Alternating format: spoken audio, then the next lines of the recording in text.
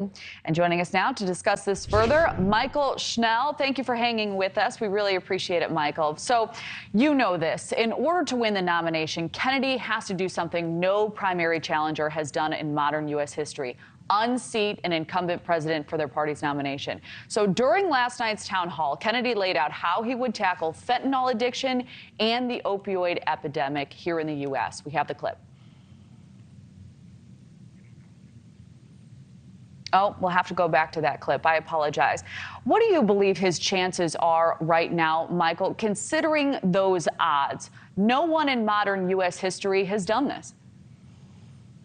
Kelly, look, I don't really think RFK Jr. has a path to the Democratic nomination for a number of reasons. A being, this is an extremely high bar that he would have to clear. No candidate has ever knocked out an incumbent president for the nomination of a major party for the presidential campaign. So very high bar that he would have to achieve. He's also not polling strong enough right now. While a number of folks are surprised that he's actually polling in the double digits, in a number of polls, it's still far behind President Biden. Another factor, the Democratic establishment is pretty squarely behind President Biden in this race. It's unlikely that President Biden is going to actually appear on a debate stage with RFK Jr. The DNC reshuffled the primary schedule according to how Biden wanted it. But there's one thing I will note. It's actually possible RFK Jr. could win in New Hampshire. And I'll tell you why. It's because New Hampshire has a state law that essentially says that state's primary has to be first on the calendar.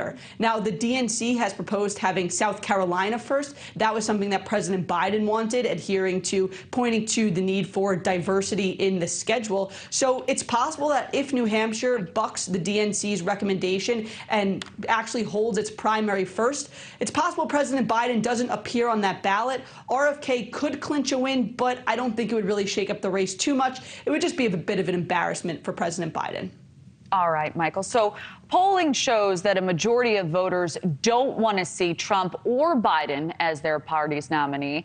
However, we do have a clip, RFK outlining why he believes voters should take a chance and vote for him. Here it is. I'm running because I feel like my party has lost its way. That the values that my uncle represented, my father represented when they were Democrats have been neglected, let's say. And I want to try to bring the Democratic Party back to those values, the values that were, in favor of focus on the middle class in this country, focused on labor, on racial, on the well-being of minorities in this country, focus on the environment, particularly on civil liberties and freedom of speech, which the party seems to have forgotten about. So what does this tell you, Michael, about the political climate right now? Look, Kelly, the country is extremely polarized. This is nothing new. But when you talk about this polarization during a campaign season, you oftentimes see candidates, both Democrats and Republicans, running to the extremes of their parties. Republicans running to the right, Democrats running to the left. That means that, there could be a lane for those voters and for a candidate who caters more to the middle of both parties, more of a moderate candidate. That may be what RFK Jr. is looking to be in this race. The only problem is we have a two-party system, and it's very hard for a third party to emerge and really perform well in an election and in a campaign. Typically speaking, these third-party candidates end up being spoilers for one of the major party candidates. They're only able to shave off a small part of the electorate. But look, we right now have at least one third-party candidate running. Cornel West is in the race. There's some talk of maybe if RFK doesn't clinch the Democratic nomination, will he try to run as an independent? We'll see what happens. But historically speaking, it's pretty difficult for a third-party candidate to really make a mark in one of these elections. And certainly that move would be consequential for both sides.